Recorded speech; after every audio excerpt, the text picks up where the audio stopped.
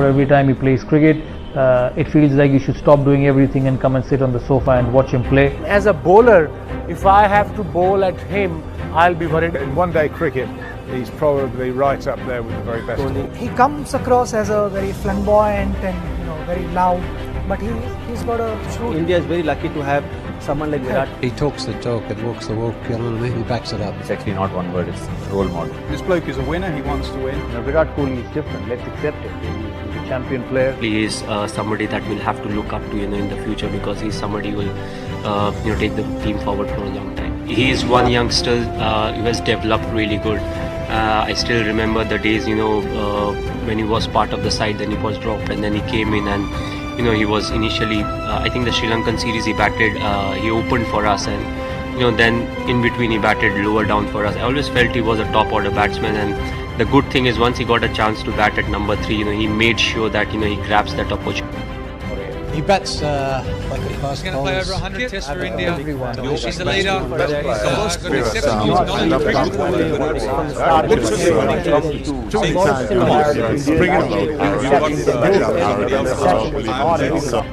He is an absolute street fighter, this bloke. He really is. I mean, that's why he's so brilliant in run chases in one-day cricket for India, because he sees that target and it's like, over my dead body, I'm going to get that target.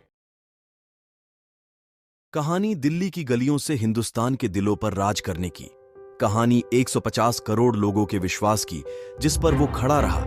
ये कहानी है cricket के king Virat Kohli की। विराट उनमें से एक है जो न केवल सपने देखते हैं बल्कि उन्हें जीते भी हैं। दिल्ली की सड़कों पर विनम्र शुरुआत से भारतीय क्रिकेट में एक महत्वपूर्ण जगह बनाने की यह कहानी आपको प्रेरित करेगी। यदि महान क्रिकेटरों की सूची हो तो विराट का नाम निश्चित रूप से शीर्ष पर होगा। लेकिन क्या होगा अगर मैं आपसे कहूं कि विराट की इन सारी प्रसिद्धि और कामयाबी के पीछे का सफर काफी संघर्ष और असफलताओं से भरा था, जिसने विराट को उसके सपने छोड़ने पर मजबूर कर दिया था। तो बने रहिए हमारे साथ। आज हम बात करेंगे विराट के जीवन की कामयाबी, उनके डाउनफॉल और उनकी अविश्वसनीय वापसी के बारे में। नमस्ते, मैं हूं द स्टोरी टेलर्स क्रॉनिकल और आप देख रहे हैं Virat Kohli, the untold story. 5 नवंबर 1988 को जन्मे विराट का बचपन से ही क्रिकेट के प्रति काफी लगाव था। यह देखकर उनके पिता प्रेम कोहली ने उन्हें वेस्ट दिल्ली क्रिकेट एकेडमी में दाखिला महज 9 साल की उम्र में करवा दिया। प्रेम कोहली का मानना था कि विराट की असामान्य क्षमता गली क्रिकेट में खेलने से काफी अधिक है। भरपूर क्षमताओं के बाद भी अन्य कारणों से उन्हें दिल्ली अंडर 14 से बाहर होना पड़ा। अंडर 14 की छोटी हार प्रेम कोहली के विराट पर विश्वास को कम ना कर सकी और विराट ने दिल्ली अंडर 15 में अपनी जगह बना ली। 10 दिसंबर 2006 को सेरिब्रल अटैक के कारण प्रेम कोहली की मृत्यु हो गई। इस घटना के बाद उनकी मां ने महसूस किया कि विराट टूटने की बजाय दिन प्रतिदिन और अधिक समझदार होते जा रहे हैं। पिता के विश्वास को पूरा करने के लिए विराट हर मैच को गंभीरता से लेने लगे। बेहतरीन प्रयासों और प्रतिभा के कारण 2006 में कोहली को अंडर 19 के लिए चुना गया। अंडर 19 में इंग्लैंड के खिलाफ 3 मैच ओडीआई में 105 वर्ल्ड टेस्ट चैंपियनशिप में 39 के औसत से रन बनाए। अंडर 19 का फाइनल मुकाबला भारत और साउथ अफ्रीका के बीच खेला जाना था और कोहली की कप्तानी में टीम इंडिया साउथ अफ्रीका को 12 रनों से शिकस्त दे देती है।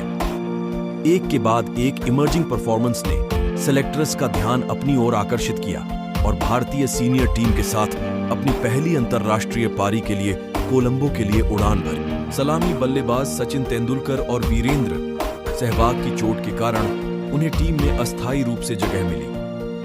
18 अगस्त 2008 को श्रीलंका के खिलाफ अपने सीमित अनुभव के कारण नुवान कुलशेखरा की बॉल पर महज 14 रन बनाकर आउट हो गए। सचिन तेंदुलकर और वीरेंद्र सहवाग की वापसी के कारण उन्हें खेलने का मौका नहीं दिया गया और टीम इंडिया से बाहर कर दिया गया। जनवरी 2010 में विराट को बांग्लादेश के खिलाफ मौका दिया गया और आखिर विराट ने 22 साल की उम्र में 2 एक दिवसीय शतक बनाने वाले तीसरे भारतीय खिलाड़ी बन गए। इसके लिए उन्हें काफी सराहना मिली।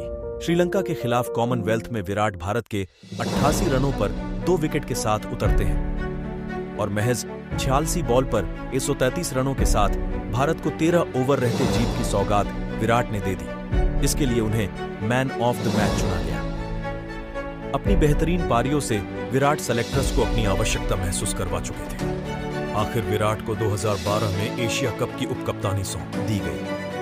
इस टूर्नामेंट में बेहतरीन प्रदर्शन के साथ 119 की औसत से 357 रन के साथ टॉप स्कोरर रहे। उनकी पाकिस्तान के खिलाफ 148 बॉल्स पर 183 रनों की पारी सर्वश्रेष्ठ स्कोर था, जिसके साथ उस समय के सबसे सफल रन चेज के साथ 330 रन का पीछा कर पाकिस्तान को हार का मुंह दिखा दिया टीम इंडिया। धोनी की चोट के कारण कोहली को कप्तानी सौंपी गई। अभ्यास मैचों में खराब प्रदर्शन के बाद भी कोहली अपना फॉर्म बरकरार रखने में कामयाब रहे। इस दौर में कोहली ने क्रिकेट जगत की बुलंदियों को छूना शुरू कर दिया। एक के बाद एक सेंचुरी लगाकर कोहली क्रिकेट जगत के बेताज बादशाह बन गए। इस दौरान उनकी प्रत्येक पारियों में मैदान पर आते ही बैटिंग में अग्रेशन दिखाई देने लगा, मानो वो इंसान कम रन मशीन हो जो सिर्फ रन की भूखी हो। बादशाह ने 2015 से 2019 के बीच 46 शतक लगाकर अपनी सल्तनत को कई अन्य रिकॉर्ड्स के साथ भर दिया। इस सल्तनती गढ़ के रिकॉर्ड्स असामान्य थे, जिन्हें तोड़ना तो दूर छूना भी आसान न था। इस दौरान उनकी प्रत्येक पारियों में मैदान पर आते ही बैटिंग में अग्रेशन दिखाई देने लगा, मानो वो इंसान कम रन मशीन हो जो सिर्फ रन की भूखी हो। बादशाह ने 2015 से 2019 के बीच 46 शतक लगाकर अपनी सल्तनत को कई अन्य रिकॉर्ड्स के साथ भर दिया। इस सल्तनती गढ़ के रिकॉर्ड्स असामान्य थे, जिन्हें तोड़ना तो दूर छूना भी आसान न था। 2019 में धोनी की कप्तानी छोड़ने के बाद भारत की कमान बादशाह को दी गई। न्यूजीलैंड के खिलाफ ओडीआई, T20 और टेस्ट सीरीज की 12 पारियों में 19 की औसत ने उन्हें मीडिया और ट्रोलर्स के निशाने पर ला दिया। बादशाह की ख्याति को मीडिया से लेकर कई क्रिकेटरों ने भी उछाला। एक के बाद एक सरल गेंदबाजों से आउट होना टीम इंडिया में उनके रिप्लेसमेंट की बातों को सुलगा रहा था। फैंस की उम्मीदों के सब्र का बांध धीरे धीरे टूटने लगा। न बॉल की बैट से बन रही थी, न बैट की बॉल से। विराट का लगातार कम रनों पर आउट होना लगातार महसूस करवा रहा था कि बादशाह का गढ़ अब टूटने की कगार पर है। वक्त की अच्छी बात यह होती है कि वह बीत जाता है। वर्ल्ड कप आने वाला था और वही हुआ जिसका सभी को इंतजार था।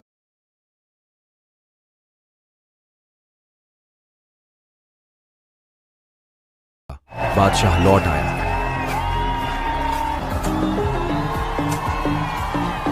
Get ready for India, Captain Virat Kohli!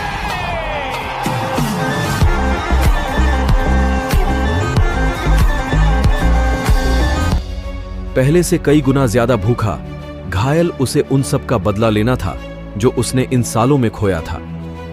बादशाह की आंखों में भूख थी, जुनून था ट्रॉफी का, रिकॉर्ड्स का। मैदान में एक बार फिर से किंग कोहली के जयकारे गूंजने लगे। इस बार किंग के बल्ले की दहाक पहले से ज्यादा गंभीर और खतरनाक थी। 23 अक्टूबर पाक का पेसर पर घमंड कोहली के सामने चकनाचूर हो गया। भूल गए थे वो कि बादशाह कहलाने और होने में फर्क होता है।